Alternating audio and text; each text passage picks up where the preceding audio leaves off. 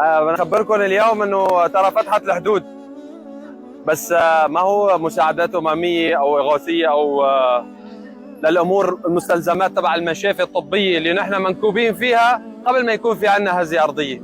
الحدود فتحت امام جثث السوريين يدخلوا لعند اهلهم. الحمد لله رب العالمين، شكرا لكم، شكرا على وقفتكم معنا. طبعا هلا حقيقه شكرا لكل انسان عم يتواصل معنا ولكل انسان عم يساعد هدول الناس، الله يعطيكم العافيه. اما بالنسبه للاليات الثقيله وبالنسبه لغيرها فترى يعني الناس ماتت تحت الانقاض، وحاليا بلش اعداد اللي يخرجوا احياء هي بنسبه 2% والباقي كلياتهم ميتين.